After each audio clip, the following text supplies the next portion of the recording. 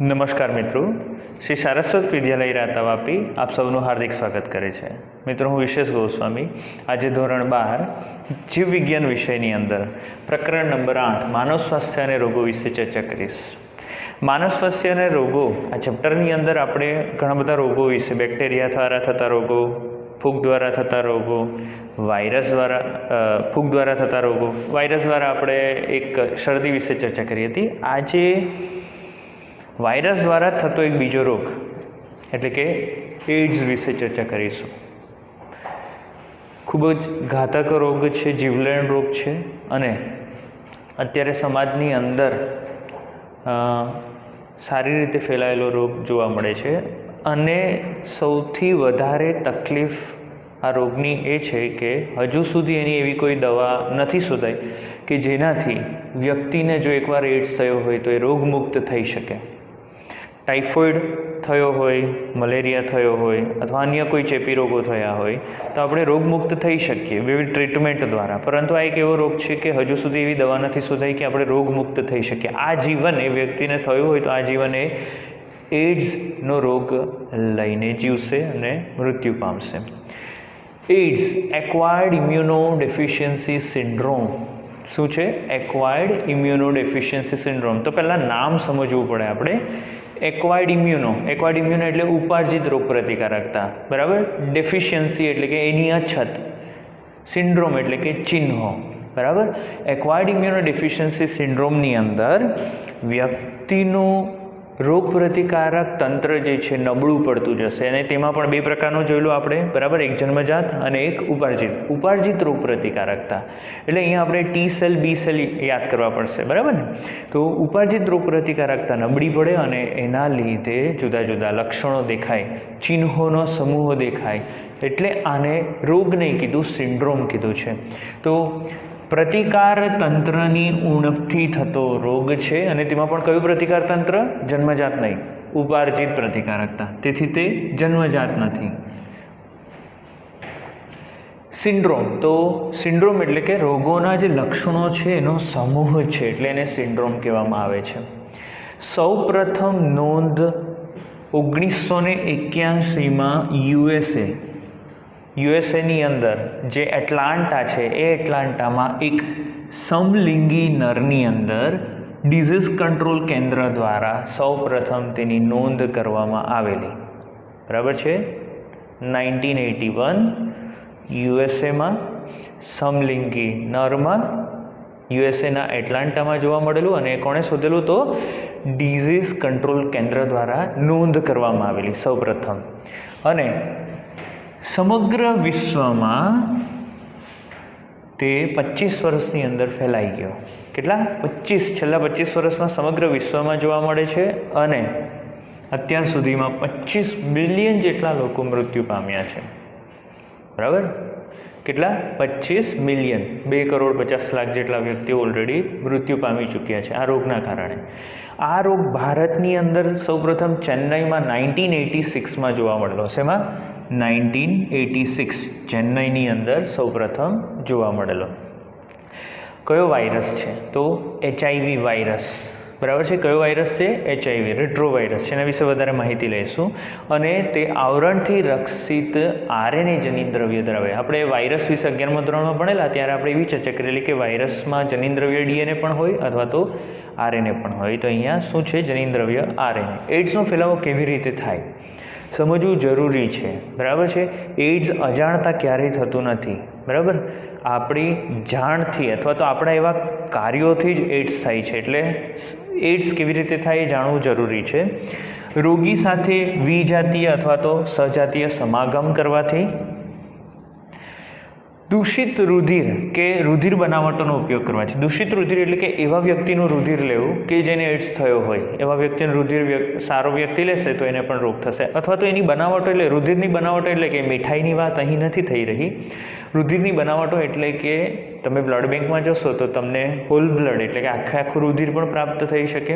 તમારે ફક્ત પ્લેટલેટ્સ જોઈતા હોય તો પ્લેટલેટ પણ મળે, ફક્ત રુધિર રસ જોઈતો હોય તો રુધિર રસ પણ મળે, ફક્ત તમને WBC જોઈતા તો એ પણ મળે, ફક્ત RBC જોઈતા હોય તો એ પણ મળે, બરાબર। તો બનાવટો દ્વારા, નશાકારકો દ્વારા સિરિંજ કે સોયનો વપરાશ કરવાથી, નશાકારકો હોય એ નશાકારકો સાથે બેઠા હોય, બરાબર છે, નશો કરવાના હોય તો એક ઇન્જેક્શનથી એક વ્યક્તિએ નશો કર્યો, હવે બીજો વ્યક્તિ નશામાં ચૂર છે, એને નથી ભાન, એ જ ઇન્જેક્શન એ પણ યુઝ કરશે. જો પહેલા વ્યક્તિને રોગ થયો હોય, એઇડ્સ હોય, તો બીજા વ્યક્તિને એઇડ્સ થવાનો છે. તો નશાકારકોમાં એઇડ્સ પણ વધુ જોવા મળ્યો છે, કારણ કે તેઓ કોમન સિરિંજ કે સોયનો વપરાશ કરતા હોય તેનાથી. રોગિષ્ટ માતા હોય એટલે કે માતાને એઇડ્સ થયો હોય તો પહેલાં એવું જાણવા મળતું હતું કે માતા દ્વારા બાળકને એઇડ્સ થતો નથી, બરાબર છે, પરંતુ માતા દ્વારા જરાયુ દ્વારા બાળકને એઇડ્સ, ગર્ભસ્થ શિશુને એઇડ્સનો ફેલાવો થઈ શકે. 30% ચાન્સીસ છે કે ભાઈ રોગિષ્ટ માતા હોય એના જરાયુમાંથી આ એઇડ્સના વાયરસ બાળક એટલે ગર્ભસ્થ શિશુમાં દાખલ થઈ શકે. ચાન્સીસ ઓછા છે, એટલે કે એવું પણ બને કે બાળક સ્વસ્થ પણ હોય અને રોગ ન થયો હોય. જો સ્વસ્થ બાળક જન્મે તો એ વસ્તુનું ધ્યાન રાખવું કે સ્તનપાન ન કરાવવું, બરાબર છે.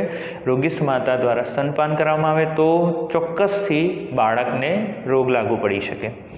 તો અહીં આપણે જોઈ લીધું કે આમ માત્ર દેહ પ્રવાહી દ્વારા જ ફેલાય છે, શરીરના પ્રવાહી દ્વારા જ તે ફેલાય છે, બરાબર છે. તો દર્દીના સંસર્ગમાં આવવાથી તે ફેલાતો નથી. આમ જે વ્યક્તિને એઇડ્સ થયો હોય એ વ્યક્તિ માટે આપણે સહાનુભૂતિ કેળવવી, એને આર્થિક મદદ કરવી, સામાજિક મદદ કરવી, એનો બહિષ્કાર નહીં કરવો, સમાજથી બહાર નહીં કાઢવો, એણે કોઈ ગુનો નથી કર્યો, બરાબર છે. સમાજ ભેગું મળીને જ આ રોગ સામે લડી શકે છે, બરાબર. ઓકે, તો શેના દ્વારા રોગો નહીં થાય? કોઈની સાથે જે રોગિષ્ટ વ્યક્તિ છે એની બાજુમાં બેસવાથી, સાથે અભ્યાસ કરવાથી, એની સાથે હાથ મેળવવાથી, ગળે મળવાથી, ચુંબન કરવાથી, મચ્છર કરડવાથી, એમના વપરાયેલા ટુવાલ વાપરવાથી અથવા તો કાંસકા વાપરવાથી રોગ થતો નથી, બરાબર. આ બધી વસ્તુઓથી રોગ થતો નથી. તો આપણે એવા વ્યક્તિઓને સહાનુભૂતિ દર્શાવી એને અવગણના કરવી નહીં. HIV વાયરસ, તો HIV વાયરસ વિશે થોડી વાત. અહીં ઘણા બધા એક્સ્ટ્રા મુદ્દા પણ લીધા છે, તો તમે સ્ક્રીનશોટ લઈને નોંધ કરી શકો છો, બરાબર છે. ઓકે, તો HIV વાયરસ તે રેટ્રોવાયરસ છે અને તે લેન્ટી પ્રજાતિ અને રેટ્રોવાયરિડી કુળ ધરાવે છે. એની રચના જોઈએ તો એની રચનાની અંદર 2 પ્રકારના પ્રોટીન આવરણ આવેલા હોય. આ જે પ્રોટીન આવરણ છે, બરાબર, આ રીતે આપણે સમગ્ર દર્શાવવું પડશે એને. તો આ જે પ્રોટીન આવરણ છે લાલ રંગનું, તેને બાહ્ય આવરણ કહેવાય. શું કહેવામાં આવે? બાહ્ય આવરણ. P17 બાહ્ય આવરણ, P17 બાહ્ય આવરણ, બરાબર. ત્યાર પછી આ તમે જોઈ શકો છો અંદરની તરફ, એને કહેવામાં આવે અંતઃ આવરણ, P24 આવરણ. પ્રોટીનથી બનેલા આવરણો છે 2. ઓકે, ચાલો.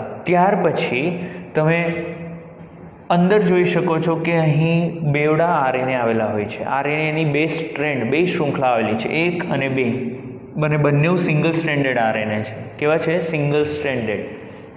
એક શૃંખલાકીય RNA, પણ શૃંખલા છૂટી 2 છે અહીંયા, બરાબર છે. ઓકે, અહીં 2 આ રીતની નથી, આ રીતનું નથી, એક આ છે અને બીજું આ છે, બરાબર છે.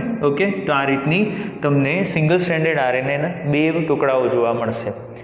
હવે આ વાયરસનો RNA છે, જનીનદ્રવ્ય છે, એ જ્યારે મનુષ્યના કોષની અંદર દાખલ થાય ત્યારે મનુષ્યના કોષમાં જે ઉત્સેચકો છે અલગ અલગ હોય, એટલે કે એ ઉત્સેચકો દ્વારા આ જે RNA છે એ RNAનું સ્વયંજનન ન થઈ શકે અથવા આગળ પ્રક્રિયા ન થઈ શકે. એટલે શું થશે? આ વાયરસ જ્યારે જનીનદ્રવ્યને યજમાન કોષમાં દાખલ કરે એની સાથે સાથે કેટલાક ઉત્સેચકો પણ દાખલ કરી દે. એટલે શું? એનું કામ ચાલુ થઈ જાય. તો કયા કયા ઉત્સેચકો છે? એક ઇન્ટિગ્રેઝ ઉત્સેચકો, બરાબર, કે જે શું કરે? બધા ઘટકો બની જાય, બરાબર, ત્યાર પછી એને ભેગા કરે, વાયરસના બધા ઘટકોને ભેગા કરે. પ્રોટીએઝ ઉત્સેચકો, જે વિવિધ પ્રોટીન બનાવવા, વાયરસ માટે જરૂરી પ્રોટીન બનાવવામાં મદદ કરે. અને બીજું જે ખૂબ મહત્વનું છે, રિવર્સ ટ્રાન્સક્રિપ્ટેઝ ઉત્સેચક. આ નહીં હોય ને તો આ વાયરસ બહુગુણિત ન થઈ શકે આપણા શરીરની અંદર, તો રિવર્સ ટ્રાન્સક્રિપ્ટેઝ ઉત્સેચકનું કામ શું છે કે યજમાન કોષની અંદર દાખલ થાય ત્યાર પછી સૌપ્રથમ એણે યજમાન કોષના જીનોમની અંદર દાખલ થવું પડે અને આપણું જે આપણી યજમાન કોષ છે એના માટે બરાબર. તો આપણા અંદર જનીનદ્રવ્ય શું છે DNA છે અને આ શું છે જનીનદ્રવ્ય RNA છે. તો સ્વાભાવિક છે કે બંધ બેસી નહીં શકે, એની અંદર દાખલ ન થઈ શકે, એટલે સૌપ્રથમ એ RNAમાંથી શું બનાવશે DNA. તો અહીં કોષની અંદર કેવી રીતે પ્રવેશે તેના વિશે ચર્ચા કરીએ. તો સૌથી પહેલાં અહીં આપણે દર્શાવીએ છીએ કે એક વાયરસ છે અને વાયરસનું જનીનદ્રવ્ય છે જેને આપણે RNA કીધું બરાબર છે. સૌપ્રથમ એ યજમાન કોષ જે છે એ યજમાન કોષની અંદર દાખલ થશે, પરંતુ એ આખા વાયરસ દાખલ નથી થવાનો, એ ફક્ત પોતાના જનીનદ્રવ્ય અને આ જે ઉત્સેચકો છે એ ઉત્સેચકોને જ અંદર દાખલ કરશે બરાબર છે. તો અહીં સૌપ્રથમ એનું વાયરસ દાખલ થયું. શું થયું? વાયરસ દાખલ થયો. વાયરસ દાખલ થયો, વાયરસનું જનીનદ્રવ્ય દાખલ થયું, એની સાથે આ ઉત્સેચકો પણ દાખલ થયા. હવે અહીં આ ઉત્સેચકોની જ મદદથી આ જે RNA છે, વાયરસનું RNA છે, આ કોષ છે બરાબર છે, આ યજમાન કોષ છે બરાબર. તો આ RNAમાંથી સૌપ્રથમ DNA બનાવશે. શું બનાવશે? DNA. શેના દ્વારા? તો આ ઉત્સેચક કયો? રિવર્સ ટ્રાન્સક્રિપ્ટેઝ ઉત્સેચક દ્વારા બરાબર. રિવર્સ ટ્રાન્સક્રિપ્ટેઝ ઉત્સેચક દ્વારા DNA બનાવશે. હવે આ જે DNA છે એ DNA યજમાન કોષના DNAની અંદર, કોષ કેન્દ્રની અંદર આવેલા DNAની અંદર દાખલ થઈ જશે અને હવે આપણા જ કોષના કોષ કેન્દ્ર અને કોષરસને ફેક્ટરી તરીકે ઉપયોગ કરશે અને નવા વાયરસ બનાવશે બરાબર છે અને ઇન્ટિગ્રેઝ દ્વારા બધા જોડાઈ જશે. આમ એક યજમાન કોષની અંદર ખૂબ મોટી સંખ્યામાં નવા વાયરસ બનશે. ઉપયોગ કોનો કર્યો?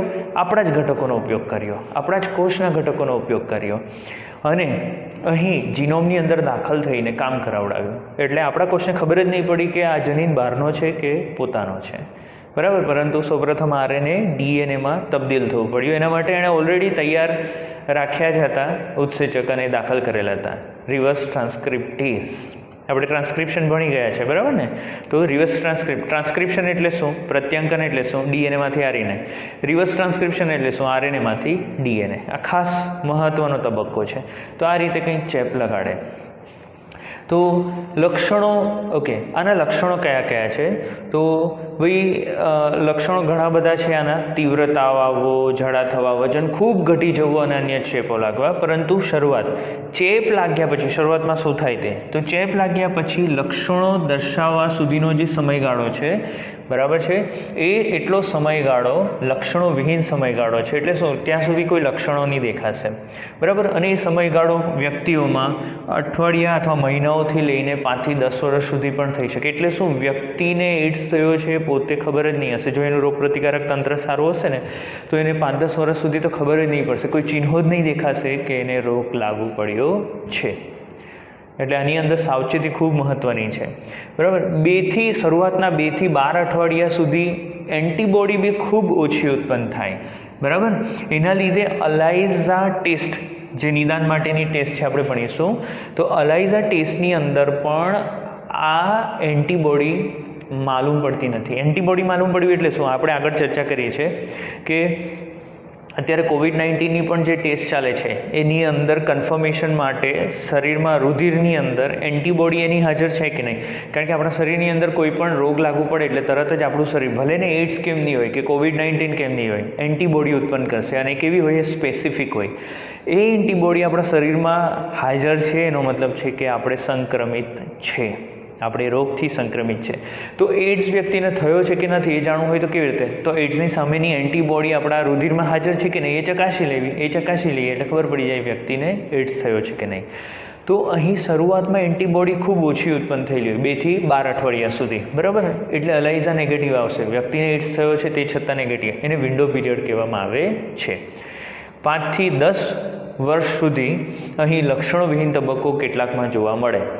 ત્યાર પછી હવે ફેલાવો કેવી રીતે થાય છે તે ચર્ચા કરીએ. તો સૌપ્રથમ શું થશે, તો આ જે વાયરસ છે એ વાયરસ આપણા શરીરમાં પ્રવાહી સ્વરૂપે પ્રવાહી દ્વારા દાખલ થાય અને સૌપ્રથમ આપણા શરીરના મેક્રોફેજને મેક્રોફેજને ઇન્ફેક્ટ કરે, મેક્રોફેજની અંદર દાખલ થાય. બરાબર. મેક્રોફેજની અંદર રિવર્સ ટ્રાન્સક્રિપ્ટેઝ ઉત્સેચકની મદદથી તેઓ સૌપ્રથમ આરએનએમાંથી ડીએનએ બનાવે અને યજમાન કોષના એટલે કે મેક્રોફેજના કોષમાં જીનોમિક ડીએનએ સાથે ભળી જશે અને પુષ્કળ પ્રમાણમાં નવા વાયરસ બનાવે. આમ સૌપ્રથમ મેક્રોફેજીસની અંદર પુષ્કળ પ્રમાણમાં વાયરસ બનતા હોવાથી મેક્રોફેજને એચઆઈવીનું કારખાનું કહેવાય. કોને? મેક્રોફેજને. ઇમ્પોર્ટન્ટ છે, નીટ માટે જરૂરી છે. મેક્રોફેજને એચઆઈવીનું કારખાનું કહેવામાં આવે છે. હવે મેક્રોફેજ દ્વારા ઘણા બધા ભક્ષક કોષો, મેક્રોફેજ એટલે બરાબર, તો મેક્રોફેજ દ્વારા ઘણા બધા વાયરસ બની ગયા પછી હવે આ વાયરસ આપણું ઉપાર્જિત પ્રતિકારકતાને નુકસાન પહોંચાડવાનું છે ને, એટલે કે આ ટીબી સેલની વાત કરી રહ્યા છે, તો તે ટી હેલ્પર સેલને બરાબર મદદ કરતા ટી કોષોને, ટી લસિકા કોષોમાં દાખલ થાય. હવે મદદ કરતા ટી લસિકા કોષોની અંદર વૃદ્ધિ પામે, એને તોડે અને ઘણા બધા વાયરસ બનાવે. આ મદદ કરતા ટી લસિકા કોષો નાશ પામે એટલે સ્વાભાવિક છે, એની સંખ્યા જેમ જેમ ઘટે એટલે સ્વાભાવિક છે આપણું ઉપાર્જિત રોગ પ્રતિકારક તંત્ર નબળું પડે. બી કોષોને આના મદદ વગર તો પોતે એન્ટીબોડી બનાવી જ નથી શકતા, એટલે સ્વાભાવિક છે આપણું ઉપાર્જિત રોગ પ્રતિકારકતા ઘટવા માંડે. એ જેવું ઘટવા માંડે બરાબર, એટલે લાંબા સમય સુધી આવું રહે તો તાવ, ઝાડા થાય અને વજન ઘટે. તાવ આવવો, ઝાડા થવા અને વજન ઘટે. બરાબર છે. ચાલો, અને તેના લીધે અન્ય જે અહીંયા લખ્યું છે કે તકવાદી રોગકારકો જે છે એ ચેપ લગાડવાનું ચાલુ કરે. જેમ કે વ્યક્તિનું ઇમ્યુન સિસ્ટમ, રોગ પ્રતિકારક તંત્ર નબળું થઈ ગયું, એ પોતે એન્ટીબોડી નથી બનાવી શકતો, એટલે બીજા રોગો એના ઉપર હુમલો કરવાનો ચાલુ કરશે. એવા રોગો કે જે ક્યારેય સામાન્ય વ્યક્તિને ન થતા હોય તે આવા વ્યક્તિને થવા માંડે. તો જેમ કે બેક્ટેરિયા, માઇકોબેક્ટેરિયમ એટલે કે જેને આપણે ટ્યુબરક્યુલોસિસ કહીએ, ટીબી બરાબર. ત્યાર પછી કેટલાક વાયરસ અને કેટલાક ફૂગ દ્વારા ન્યુમોનિયા થાય બરાબર. કેટલાક અન્ય વાયરસો દ્વારા અન્ય રોગો થવાના ચાલુ થશે. આમ આ જે વ્યક્તિ છે આ વ્યક્તિને બીજા રોગો થાય અને એના લીધે એ મૃત્યુ પામે બરાબર. અન્ય રોગોના લીધે આ વ્યક્તિ મૃત્યુ પામે છે. હવે આપણે ચર્ચા કરીશું નિદાન વિશે. નિદાન એટલે શું? નિદાન એટલે સારવાર નથી. નિદાન એટલે ખાલી ચકાસણી કરવાની કે વ્યક્તિને એડ્સ થયો છે કે નથી થયો. તો સ્ક્રીનિંગ ટેસ્ટ, શરૂઆતની ટેસ્ટ એના દ્વારા અલાઇઝા ટેસ્ટ દ્વારા, acquired link immunosorbent ELISA enzyme linked immunosorbent assay. Enzyme linked immunosorbent એસેની અંદર એન્ટીબોડી વ્યક્તિમાં હાજર છે કે નહીં તે શોધવામાં આવે છે. શું? એન્ટીબોડી. એની અંદર કેસેટ હોય, એમાં નાની નાની વાયલ્સ હોય, વેલ એટલે કે ખાડા જેવા હોય. તો એની અંદર ઓલરેડી અહીં એન્ટીજન, એચઆઈવીનો એન્ટીજન અહીં ચોંટાડેલો જ હોય, હાજર હોય. જ્યારે તમે વ્યક્તિનું સીરમ, જે તે વ્યક્તિનું સીરમ આમાં દાખલ કરો અને જો એની અંદર એન્ટીબોડી હાજર હોય તો એ એન્ટીબોડી અહીંયા ચોંટી જશે. બરાબર છે. ચાલો, ત્યાર પછી આ વેલ્સને ધોઈ કાઢવામાં આવે બરાબર છે. આખી પદ્ધતિ છે એની, એટલે વધારાનું બધું નીકળી જશે. જો એન્ટીબોડી આની હાજર હોય તો એ ચોંટી ગઈ હોય. ત્યાર પછી આ એન્ટીબોડીની અગેન્સ્ટની એન્ટીબોડીનું દ્રાવણ નાખવામાં આવે, એટલે આ એન્ટીબોડી અગેન્સ્ટની એન્ટીબોડી આની સાથે ચોંટી જાય અને કેવી હોય? ફ્લોરોસન્ટ હોય.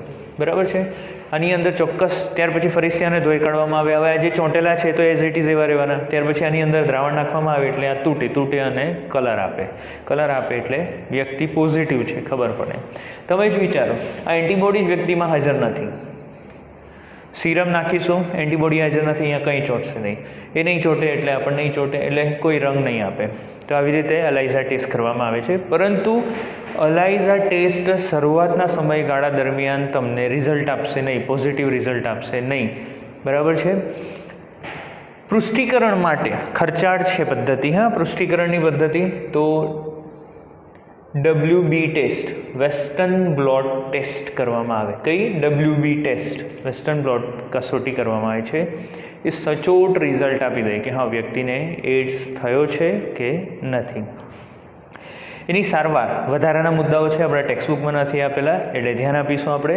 તો સારવારમાં એન્ટી રિટ્રોવાયરલ દવાઓ, ભાઈ આ રિટ્રોવાયરસ છે ને, બરાબર છે, રિટ્રોવાયરસ છે એટલે એન્ટી રિટ્રોવાયરલ દવાઓ તમે આપો વ્યક્તિને એટલે સાજા થાય. તો એમાં વધારેની માહિતી લખેલી છે કયા. તો રિવર્સ ટ્રાન્સક્રિપ્ટેઝ ઇન્હિબિટર દવાઓ. રિવર્સ ટ્રાન્સક્રિપ્ટેઝ ઇન્હિબિટર દવાઓ એટલે આ જ તબક્કો નહીં થવા દેવાનો આપણે, બરાબર છે, એટલે આગળ ચેપ લાગશે જ નહીં, વધશે નહીં મતલબમાં. તો ઝીડોવુડિન, A2T, ત્યાર પછી સ્ટાવુડિન અને DDI, ડાયડેક્સીમિડિન, બરાબર એ કેટલાક નામો અહીંયા આપેલા છે. ત્યાર પછી પ્રોટીએઝ ઇન્હિબિટર, અહીંયા બીજો એક છે પ્રોટીએઝ ઉત્સેચક પણ છે, એ બી જરૂરી છે, બરાબર છે. તો પ્રોટીએઝ ઇન્હિબિટર તો રિટોનાવીર, નેલ્ફિનાવીર, સેક્વિનાવીર વગેરે કેવી છે? પ્રોટીએઝ ઇન્હિબિટર છે. ઇન્ટિગ્રેઝ અવરોધક, જોયું ને, ઉત્સેચકોને જ નાબૂદ કરી રહ્યા છે અહીંયા, બરાબર. ઇન્ટિગ્રેઝ ઉત્સેચક, તો ઇન્ટિગ્રેઝ ઉત્સેચકની સામેના કેટલાક ડ્રગ છે, રાલ્ટેગ્રેવિર, એલ્વિટેગ્રેવિર વગેરે, બરાબર છે. અથવા તો HAART, HAART, highly active anti retroviral therapy આપવામાં આવે છે. અહીં એને કોકટેલ ટ્રીટમેન્ટ પણ કહેવામાં આવે, કે જેની કોકટેલ ટ્રીટમેન્ટ એટલે બે જણને મિક્સ કરીને, બરાબર, કે જેમાં રિવર્સ ટ્રાન્સક્રિપ્ટેઝ ઇન્હિબિટર અને પ્રોટીઝ ઇન્હિબિટર એટલે કે આમાંથી કોઈ એક દવાનું મિશ્રણ આપવામાં આવે કે જેનાથી તમને જલ્દી રિઝલ્ટ મળશે અને વ્યક્તિમાં જે ચેપ ફેલાતો હોય એ ચેપ ફેલાતો અટકે છે.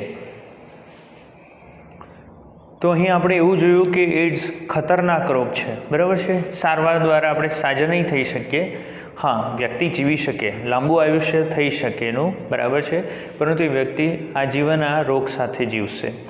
તો આટલો ડેન્જરસ રોગ હોય તો એને ફેલાતો કેવી રીતે અટકાવાય? તો ફેલાય કેવી રીતે પહેલાં એ જોઈએ, તો તેના દ્વારા આપણે ફેલાતો કેવી રીતે અટકાવાય તે જોઈ શકીએ. તો મિત્રો અહીં આપણે શરૂઆતમાં જ ચર્ચા કરી કે તે કેવી રીતે ફેલાય છે. તો ભાઈ સજાતીય અથવા વિજાતીય સમાગમ કરવાથી. તો અહીં એક કરતાં વધુ વ્યક્તિઓ સાથે સજાતીય કે વિજાતીય સમાગમ ન કરવો, બરાબર છે. જે વિવાહિત જીવન છે, લગ્ન જીવન ગ્રંથિથી જોડાયા હોય, બરાબર છે, એને આપણે અનુસરવું. ત્યાર પછી સમાગમ કરતી વખતે નિરોધનો ઉપયોગ કરવો જેનાથી આ ચેપ ફેલાતો અટકાવી શકાય. બીજું, આ ચેપ શેના દ્વારા ફેલાય, બીજા કયા અન્ય કારણો દ્વારા ફેલાય? તો રોગી દ્વારા ઉપયોગમાં લેવાયેલી સિરિંજ અને નીડલનો ઉપયોગ કરવાથી. તો આપણે એ વસ્તુની સાવચેતી રાખવી, એના માટે ડૉક્ટરોએ અને હોસ્પિટલ જે છે એમણે સાવચેતી રાખવી કે તેઓ ડિસ્પોઝેબલ સિરિંજ અને નીડલનો ઉપયોગ કરે. તમે યાદ હોય, નાના હોય ત્યારે તમે જોયું હશે કે આટલા એક મેટલના બાઉલની અંદર ઉકાળેલું પાણી હોય અને તેમાં સિરિંજને નીડલ્સને રાખી મૂકવામાં આવતા અને એનો વારંવાર ઉપયોગ કરવો. તો આપણે હવે તમે જોવો છો કે હવે બજારની અંદર માર્કેટમાં ડિસ્પોઝેબલ સિરિંજ એકવાર યુઝ કર્યા પછી એને તરત જ બોક્સમાં નાખીને એને કટ કરી દેવામાં આવે એટલે એને ફરીથી ઉપયોગ કરતા નથી. આનાથી પણ રોગનો ફેલાવો અટકાવી શકાય. રુધિરદાન દ્વારા પણ આ રોગ ફેલાઈ શકે. રુધિરદાન દ્વારા તો એવા વ્યક્તિઓ કે જેણે વારંવાર રુધિરદાન, પહેલાં તો રુધિરદાન ન કરવું વારંવાર. હવે જે વ્યક્તિની જરૂરત જ છે, દર વખતે એને haemophilia, sickle cell, thalassaemia, sickle cell anaemia જેવા રોગો થયા હોય, આવા વ્યક્તિઓને સતત રુધિરની જરૂર પડતી હોય, તો આવા વ્યક્તિઓને એવું રુધિર આપવું, ચકાસેલું, બ્લડ બેંકમાં ચકાસેલું રુધિર. તમને ખ્યાલ હશે કે બ્લડ બેંકની અંદર જે રુધિર હોય એ રુધિરની ટેસ્ટ કરવામાં આવે છે, અલાઇઝા ટેસ્ટ કરવામાં આવે અને એના દ્વારા ચેક કરવામાં આવે કે વ્યક્તિનું જે રુધિર છે એ એડ્સગ્રસ્ત છે કે નહીં, એ ચકાસીને પછી જ એને આપવામાં આવે છે, બરાબર છે. તો આ રીતે પણ આપણે એનો ફેલાવો થતો અટકાવી શકીએ છીએ, બરાબર. જે ગર્ભસ્થ માતા છે એ ગર્ભસ્થ માતા, જે ચેપી માતા છે એની પૂરેપૂરી કાળજી રાખવી. જન્મ બાદ બાળકની પણ પૂરેપૂરી કાળજી રાખવી. જન્મ બાદ જે બાળક છે, બાળકને જો રોગ લાગુ ન પડ્યો હોય તો સ્તનપાન કરાવવું નહીં, તેનાથી પણ આપણે રોગનો ફેલાવો અટકાવી શકીએ છીએ. તો અહીં જાગૃતિ મહત્ત્વની છે, બરાબર છે. આપણે લોકોને જાગૃત કરીશું તો આ રોગોથી બચી શકીએ. તો એના માટે આપણા ભારતની અંદર નેશનલ એઇડ્સ કંટ્રોલ ઓર્ગેનાઇઝેશન અને અન્ય NGOs જે છે, બરાબર, એમના દ્વારા આના માટેના ઘણા બધા કાર્યક્રમો યોજવામાં આવ્યા છે અને લોકોને જાગૃત કરવામાં આવે છે, બરાબર. એવી જગ્યાઓ કે જ્યાં એઇડ્સનો ફેલાવો થવાની સંભાવના વધારે છે, બરાબર છે, કે જ્યાં નશાખોરી વધારે થતી હોય, નશાકારક પદાર્થોનું સેવન જે ભાગોમાં વધારે થતું હોય, એવી જગ્યાએ આ જે ઓર્ગેનાઇઝેશન છે એના વ્યક્તિઓ ત્યાં જાય છે, એમને મફતમાં સિરિંજ આપે છે, બરાબર છે, નીડલ અને સિરિંજ આપે છે કે જેનાથી એમને એઇડ્સનો ફેલાવો ન થાય. એ સિવાય મફતમાં નિરોધ આપવાની પણ હિમાયત કરવામાં આવી છે કે જેના દ્વારા વધુ નિરોધનો ઉપયોગ થઈ શકે સમાગમ દરમિયાન અને આ રોગનો ફેલાવો ન થાય. એ સિવાય લોકોને આપણે જાગૃત કરવાના રહેશે. જેટલી વધુ જાગૃતિ, બરાબર છે, લોકો જેટલા જાગૃત હશે એટલો આ રોગનો ફેલાવો ઓછો થશે. કોઈ વ્યક્તિને આ રોગ થયો હોય એવા વ્યક્તિઓની સાથે આપણે અણગમો નહીં કરવો, સહાનુભૂતિ દર્શાવવી, અને જે વ્યક્તિને આ ચેપ લાગ્યો હોય એ વ્યક્તિએ આ ચેપ છુપાવવો નહીં. ડૉક્ટર પાસે જવું, એની સારવાર લેવી કે જેનાથી આ ચેપ બીજા વ્યક્તિને ન લાગવું પડે, બરાબર. તો અહીં એક વાક્ય છે ને કે prevention is better than cure. રોગ લાગુ પડી જાય અને ત્યાર પછી આપણે એની સારવાર કરીએ એ સારું કે પછી રોગ લાગુ જ ન પડવા દઈએ તે સારું? તો રોગ લાગુ ન પડવા દઈએ એ વધુ સારું છે, કારણ કે આ રોગ એકવાર થયા પછી વ્યક્તિ એ રોગમાંથી સારો થઈ શકતો નથી. આજીવન એની અંદર HIVના વાયરસ રહી જાય છે, બરાબર. તો આજે આપણે વાયરસ વિશે અહીં ઘણી બધી માહિતી પ્રાપ્ત કરી છે. તો મિત્રો, સાથે મળીને આપણે આવા રોગો સામે લડીએ અને લોકોને જાગૃત કરીએ, બરાબર. મિત્રો, આમાંથી ઘણા બધા પ્રશ્નો પૂછી શકાય. એક પ્રશ્ન આવી શકે નીટની અંદર પણ, અને તમને બોર્ડ એક્ઝામમાં પણ આમાંથી પ્રશ્ન આવી શકે. મહત્ત્વનું છે ટૉપિક. જેટલું વધારે વાંચન કરશો એટલું તમે ફાયદામાં રહેશો. Thank you so much.